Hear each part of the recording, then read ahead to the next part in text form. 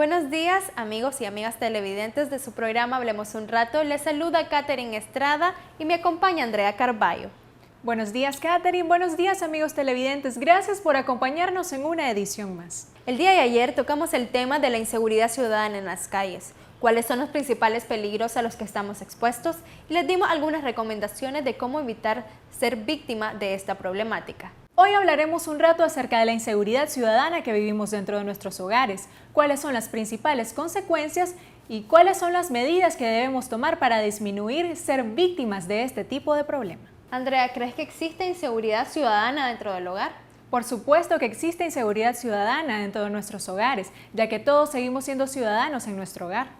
Para iniciar con el programa del día de hoy, le preguntamos a la población, veamos qué opina. Yo creo que sí, porque partiendo del hecho de que todo el tiempo somos ciudadanos y somos personas, las 24 horas del día nos podemos encontrar expuestos a cualquier situación de riesgo.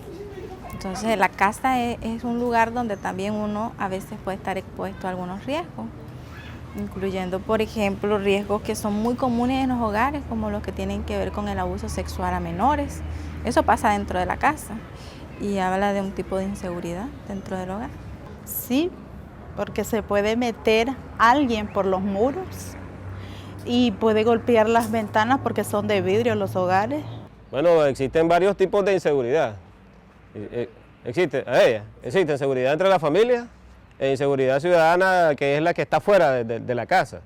La que está fuera de la casa, por ejemplo, es como cuando un delincuente ingresa a su casa, se mete a robar, ¿me entiendes? Y hace daño a X o Y personas. Esa es parte de la inseguridad ciudadana.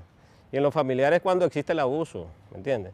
Existe el abuso, por ejemplo, ¿cómo le dijera yo? Del familiar hacia una persona determinada de la misma familia.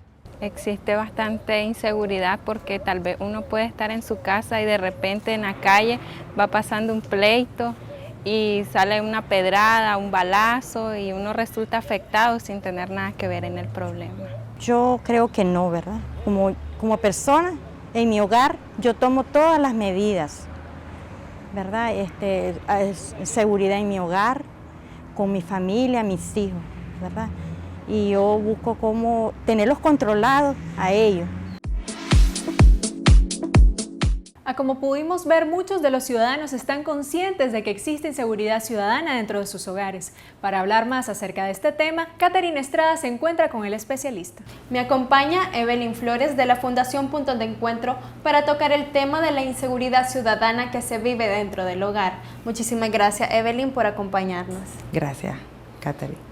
Al hablar de inseguridad ciudadana, muchas personas lo relacionan solo con una inseguridad que se puede vivir o que estamos expuestas en las calles, ¿verdad? ¿Cuál es la inseguridad ciudadana que se vive dentro del hogar? Lo que está más reconocido como inseguridad son los robos con fuerza, son algunas veces los jalones de bolso queriéndote llamar la atención, o inclusive el incidente que se dio hace poco en el Mercado Oriental de tocarte el brazo y tratarte de jalar llevándote a una tienda, que generó la violencia del hombre que acompañaba a la muchacha, ¿verdad? Entonces, lo que sí no se reconoce es lo que viven las mujeres dentro del hogar, y es la violencia que puede generarlo un integrante, un familiar del hogar, o puede ser alguien que llega a ese hogar. O sea, hay distintas manifestaciones. La mujer está en el lugar más seguro, que es el hogar, pero al mismo tiempo se convierte en el lugar más inseguro.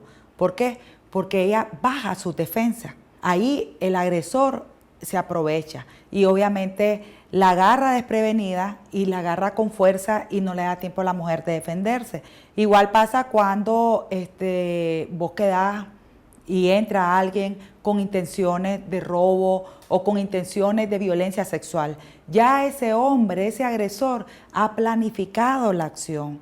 Ya ese hombre sabe que la mujer se queda sola. Entonces ahí son ejemplos claros de un montón de niñas y de adolescentes que sufren violencia sexual en sus propias casas. Podemos decir que la violencia intrafamiliar es parte de la inseguridad ciudadana que muchas personas viven dentro del hogar, ¿verdad? ¿Qué es la violencia intrafamiliar? La violencia intrafamiliar y otras manifestaciones de violencia, ¿verdad? Porque yo te decía también que no es solamente cuando es un integrante de la familia, puede ser también un amigo o puede ser un desconocido, pero que sabe quiénes viven en esa casa. Entonces, estamos hablando de una violencia de otros tipos de manifestaciones, puede ser una violencia física, puede ser una violencia psíquica, puede ser una violencia económica, puede ser otro tipo de manifestación de violencia, más allá de la violencia intrafamiliar, porque la intrafamiliar está más vinculada a que es gente que estuvo o tiene una relación de parentesco, de consanguinidad, de afinidad, ¿verdad? Es gente conocida y es gente que de alguna manera tiene un vínculo, ¿verdad? En el hogar, no solamente por gente conocida, sino también por gente desconocida, como te decía, que saben quiénes viven en ese hogar y aprovechan cuando salen las personas adultas para atracar o para violentar o para aprovecharse de la niña o del adolescente que queda en el hogar, o muchas veces también de las personas adultas mayores que quedan en el hogar, porque ya sabemos pues que en el hogar quienes más permanecen muchas veces son o a personas adultas mayores o niñas, niños, adolescentes. Las personas adultas somos las que más estamos saliendo del hogar a trabajar o a hacer diversas diligencias. Sabemos que las mujeres, ¿verdad?, son las principales víctimas, ¿verdad?, de esta violencia intrafamiliar o estas otras manifestaciones de violencia.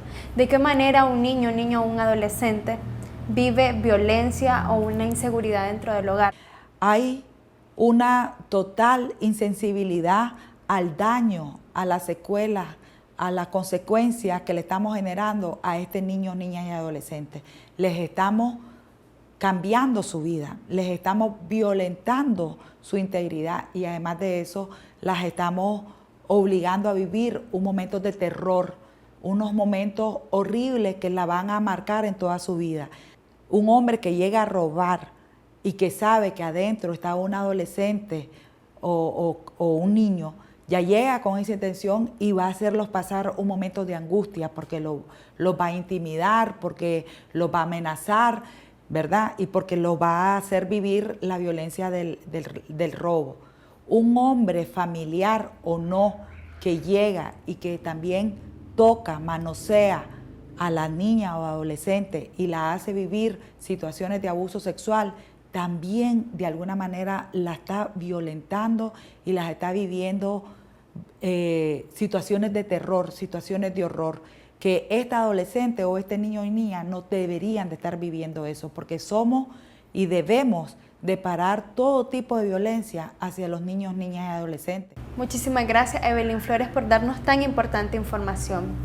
La violencia intrafamiliar y sus otras manifestaciones son parte de la inseguridad ciudadana que muchos niños, niñas y adolescentes, principalmente mujeres y adultos mayores, viven dentro del hogar.